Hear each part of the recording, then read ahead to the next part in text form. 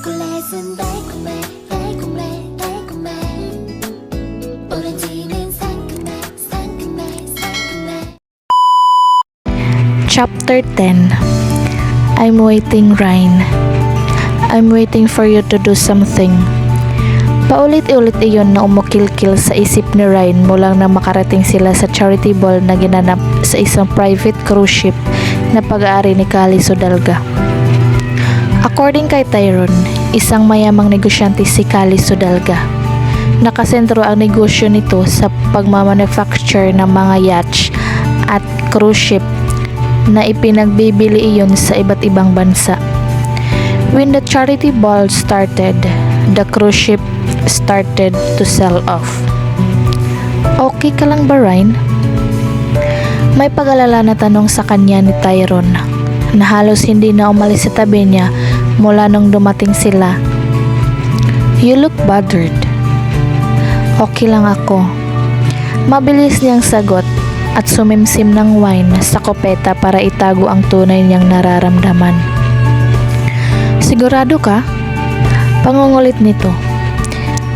Parang hindi ka mapakali eh. Oo, sigurado ako. Nagpapasalamat siya na may lumapit kay Tyrone na lalaki na halos kasing edad lang nito at kinausap nito ang binata tungkol sa negosyo.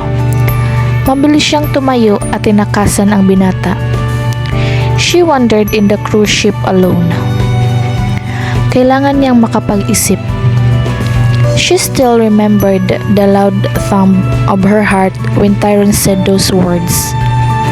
I'm waiting, Ryan. I'm waiting for you to do something. Hindi yun mawala sa isip niya. It bothered her heart and mind. Hindi niya alam kung naglalaro lang ito o kung seryoso ito. Ryan was not sure how to respond because she didn't know if he was serious or not. Up until this very moment, Tyrone was still in a relationship with Karen. At kahit baliktarin man ang mundo, lumalabas na isa siyang panira sa relasyon ng dalawa. Ryan sighed and leaned on the cruise ship railing. Hindi niya alam kung ilang minuto siyang nakatingin sa karagatan nang may tumabi sa kanya at ginaya ang ginawa niya. Nakakunot ang noong binalingan niya ito. Anong ginagawa mo? Nauna ako rito, doon ka sa kabirang railing. Ngumiti lang ang lalaki na nakatayo sa tabi niya, saka nanatiling tahimik. Tinitigan niya ang lalaki mula gilid ng mga mata niya. The man had eyes that could be compared to the greenest forest in the world and gleams as he looked at the sea. Seriously? Bumuga siya ng marahas na hangin. Doon ka sa kabilang railing. Nagmumuni-muni ako rito. Istorbo ka. Pagpataboy niya rito. Humarap sa kanya ang lalaki na may napakagandang kulay birding mata. Talaga bang hindi ako pwede rito? I am the owner of this cruise ship, you know. Naapawang ang labi niya sa nalaman. What? Ikaw si Kali Sodalga? Ang host ng charity ball? Tumango ang lalaki. Yes. I'm flattered that a pretty woman like you knows my name. This guy has a slate tongue. Yeah, Tyrone Zapanta told me. Ano yan nakangiti? Tyrone Zapanta? Tumaas ang isang kilay nito. Are you Ryan Dizon? Tyrone's date for tonight? Nag-iwas siya ng tingin. Shucks. Hindi na talaga siya magtataka kung aabot ang balitang may kinakalulukuhang babae si Tyrone sa girlfriend nito.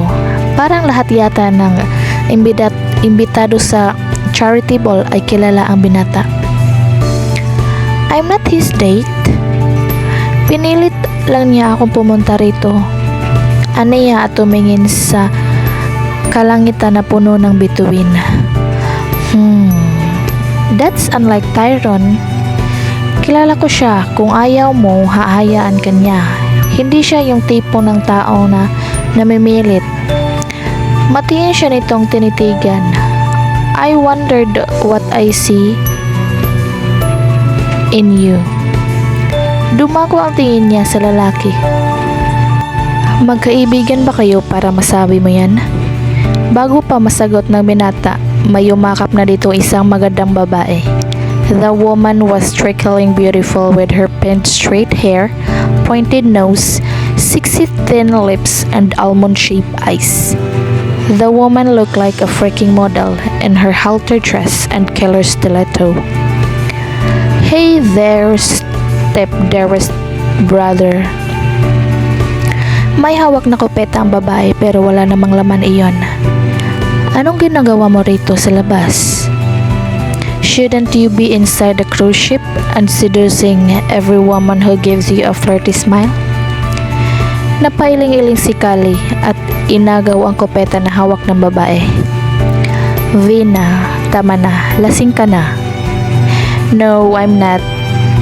A little bit tipsy, though. The woman admitted and giggled. Umayos ka nga. Napuno ng iritasyon ang mga mata nito. Nakakahiya ka. Anito at tumingin sa kanya. Nakakunot ang noong humarap sa kanya ang babae.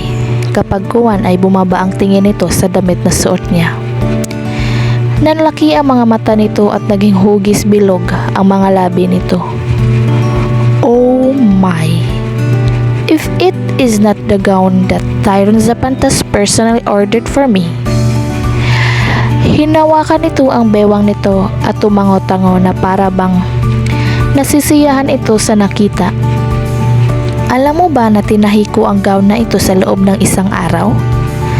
Damn girl, your boyfriend is so demanding. Siya pa nga nagsuggest na dapat disenyo ng gown na ito.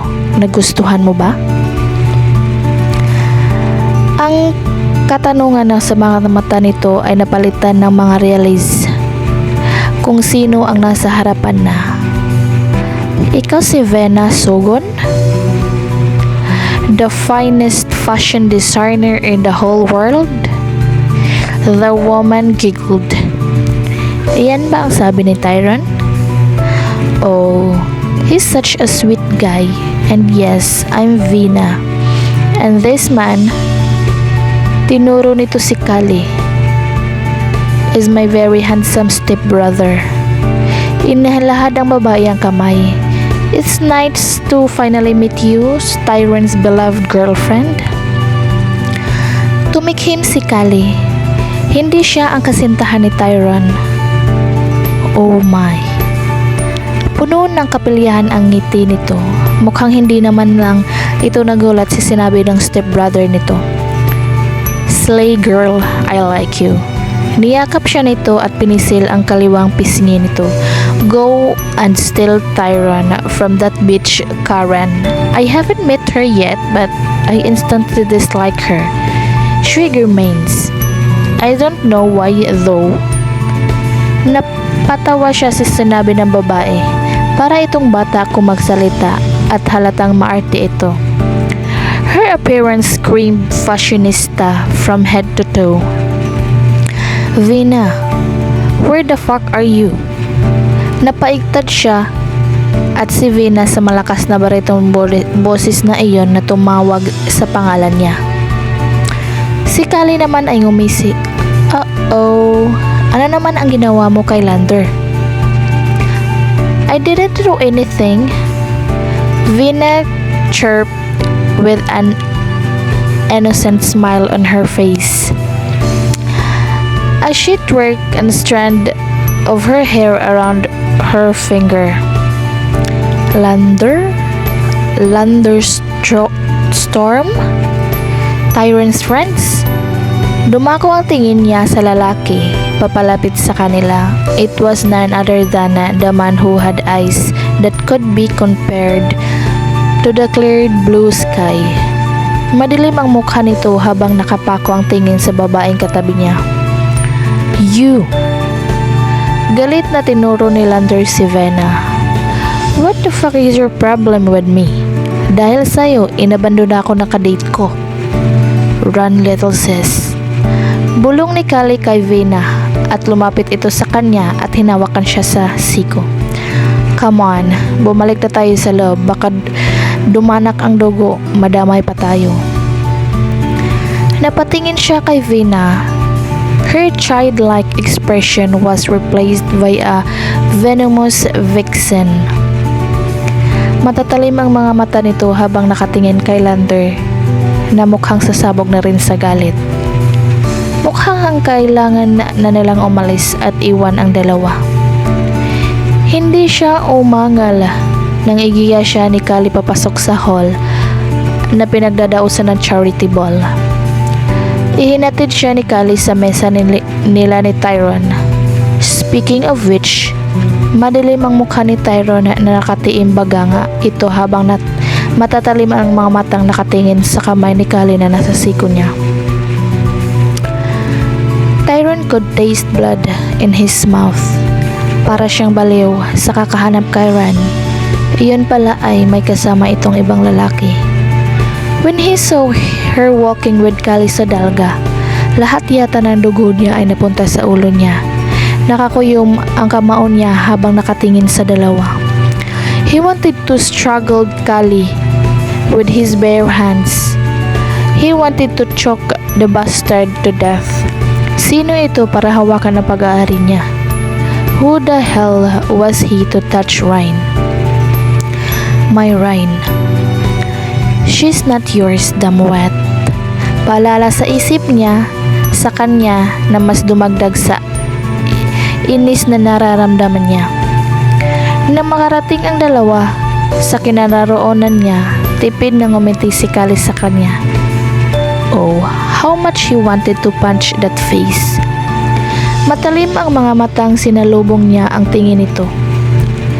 Bitawan mo si Ryan. Nagtatagis ang bagang niya habang nilalamon ng galit ang kanyang pag-iisip. She's fun to be with. Makahulog ang ngumiti sa kanya si Callie at tumingin kay Ryan. It was nice talking to you, my dear. My dear? My fucking dear? Oh, how much he would pay so he could legally kill Callie with his bare hands for calling his Ryan my dear. Ryan smiled at Callie, making every cell of his body fill with jealousy. That smile. Ryan never smiled at him like that. Gusto niyang suntukin ang ngiti sa mga labi ni Callie. Sudalga, kahit pa nga matatawag niya itong kaibigan na wala siyang pakialam. The green monster called jealousy was eating all the rational thought left in his brain. It was a nice talking to you too. Nakangiting wika ni Ryan. Tumango sa kanya si Callie bilang pamamaalam at iniwan na si Ryan. He bitterly glared at the woman who introduced him to that green monster that dwelled in every fiber of her being. Tyrone. Humarap ito sa kanya. I was on the... Hindi na niya pinatapos ang sasabihin nito. He went to the men's room. Kailangan niyang kontrolin ang galit na nararamdaman. What the fucking hell is happening to me? Hanggang sa matapos ang charity ball, hindi siya kinibo ni Tyrone. Kahit anong deny niya, nababothered siya dahil hindi siya nito pinapansin. Gusto niya itong lambingin pero naiilang naman siya. Nayakapin ito dahil wala naman silang relasyon. Baka kung ano nang isipin ng mga taong nakakakilala kay Tyrone at Karen. Na makapasok sila sa kondo nito, naghubad ito ng suot na tuxedo at pumasok sa silid nito. Nang silipin niya kung anong ginagawa nito sa loob ng kwarto nito, she saw him lying on the sofa, sleeping. Parang may kumarot sa puso niya sa isipang ayaw siya nitong makatabi ng higa sa kama. pero mabilis niyang pinagsawalang bahala ang kirot ng nararamdaman. She took a bath and then went to bed. Nakatagilid siya paharap kay Tyrone.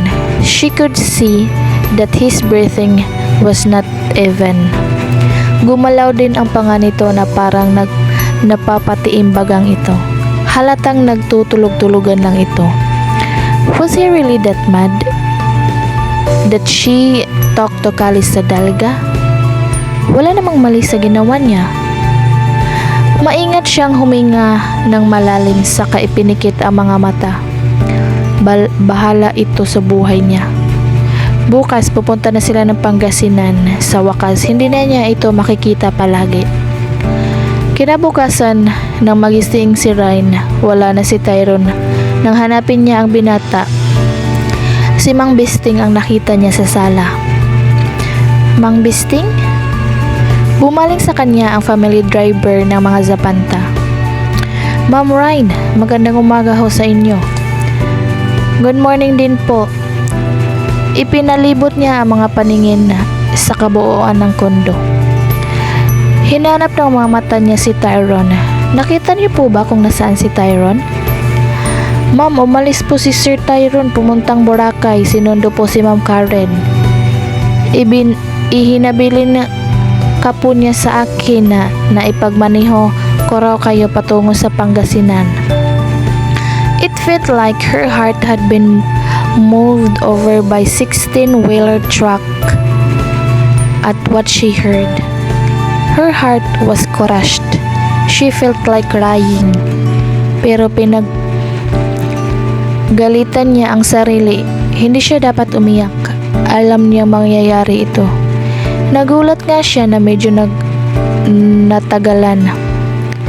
Sabi ko nga ba, pinaglaruan lang ako ng lalaking yun. Parausan lang niya ako habang wala pa ang girlfriend niya. How stupid of her to think that he might actually felt something for her. Shit. His possessiveness and jealousy was all a lie. Oo, baka gawa-gawa lang yun ng ambitious siya ng imahinasyon.